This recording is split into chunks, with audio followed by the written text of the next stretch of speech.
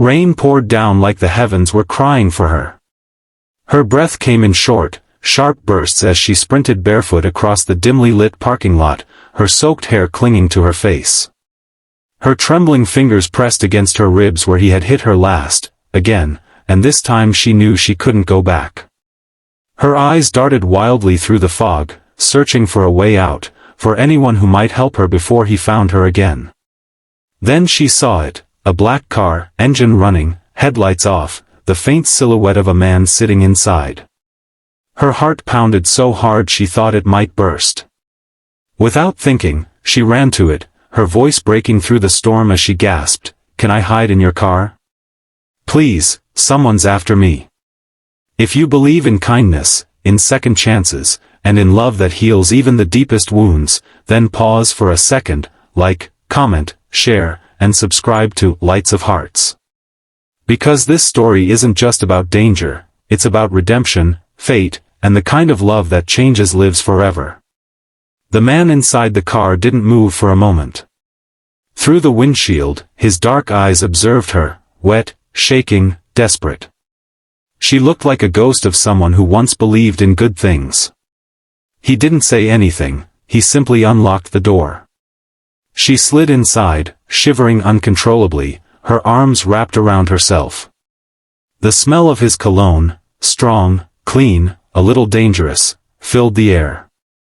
The doors clicked locked again, and for a long, breathless moment, neither of them spoke. The rain drummed on the roof, a rhythmic sound that felt almost like protection from the world outside. She didn't know who he was. She couldn't know that the man beside her was Matteo Romano, the most feared name in the underworld, a man people whispered about in corners, whose mere gaze could silence a room. But that night, he wasn't the Mafia boss. He was simply a man who saw a trembling woman who needed shelter. She flinched when she heard another engine approaching. A silver car screeched into the lot, and a man jumped out, shouting her name like a curse. "Emily! Come back here!" Matteo's eyes shifted toward the approaching figure, his jaw tightening. The man's voice was thick with rage and possession, the kind that made your skin crawl. Matteo rolled down his window just slightly, enough for his cold voice to slice through the rain. "She's not going anywhere with you." The man sneered, but one look into Matteo's eyes made him hesitate. Something about the quiet authority, the deadly calm, made his stomach twist. After a tense silence, the silver car spun its tires and drove away, vanishing into the dark. Emily sat frozen, her body trembling not just from the cold, but from the shock of being defended. She hadn't been defended in years. No one ever stood up for her, not her family, not her friends, no one. Matteo didn't speak, he just handed her his jacket. She hesitated, but when their eyes met, something inside her cracked open. She took it, feeling its warmth sink into her bones. As he drove her away from the city lights, the world blurred outside the window, neon streaks of red and blue melting into the night. She pressed her forehead against the glass, tears mixing with raindrops. Everything she had run from replayed in her mind, the nights of walking on eggshells, the bruises hidden beneath sleeves, the whispered apologies that meant nothing. And now, she was sitting next to a stranger who could have been anyone, yet somehow, she felt safer than she had in years. Matteo didn't ask questions that night. He took her to a quiet villa outside the city, a safe house, though she didn't know that yet. He told her to rest, to take a shower, to eat something. The gentleness in his tone confused her. Men had always wanted something from her, but he didn't. He just sat by the window, looking out into the night, his thoughts buried deep where no one could reach them. Over the next few days, Emily tried to understand him. He was quiet, controlled, a man who seemed to live between light and shadow. She noticed the scars on his hands, the faint trace of pain in his eyes when he thought she wasn't looking. And slowly, against all logic, she began to feel something she hadn't felt in years, peace. Matteo, on the other hand, found himself haunted by her. Her presence stirred something in him he thought long dead, compassion. He had lived his whole life commanding fear, not kindness. But Emily's trembling voice, her cautious smile, and her unspoken sadness made him want to be someone else. But the world Matteo lived in had no mercy. His enemies began to notice her. The woman who suddenly appeared in his life. Whispers spread. Soon, his closest men warned him, "She's a weakness, boss. They'll use her against you." He didn't care. For the first time, he wanted to protect something not for power, but because his heart told him to. When Emily finally learned who he really was, it was like the ground vanished beneath her feet. She had woken up early one morning, wandered into his study, and saw the photos, the names, the files, the news articles. She froze. When Matteo walked in, she couldn't even meet his eyes.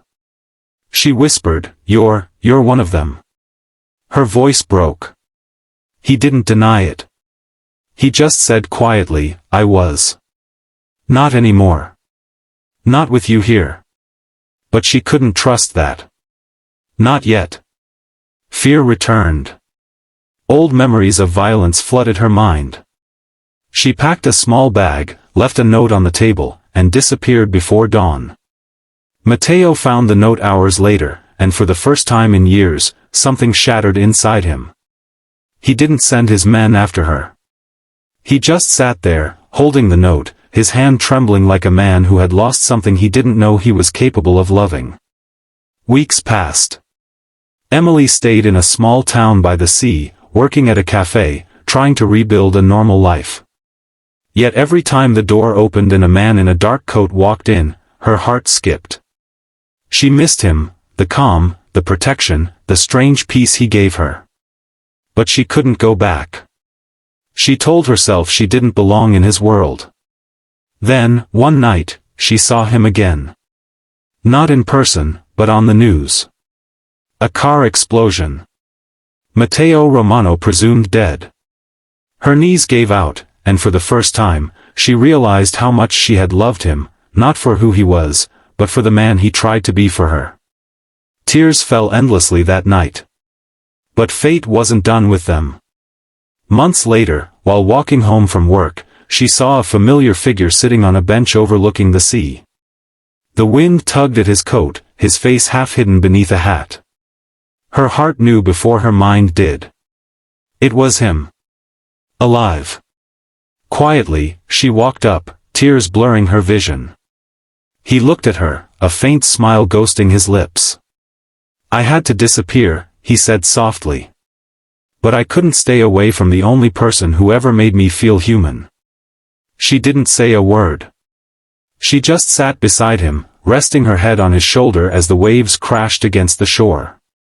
No promises, no declarations. Just two broken souls finding peace in silence. Because sometimes, love doesn't fix you. It simply gives you a place to rest while you heal. If this story touched your heart, if you believe in second chances, in healing after hurt, and in love that finds you when you least expect it, please like, comment, share, and subscribe to Lights of Hearts.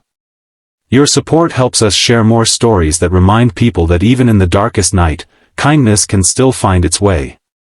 Sparkle's special request, comment below, I believe in second chances, if you felt something real while reading this story.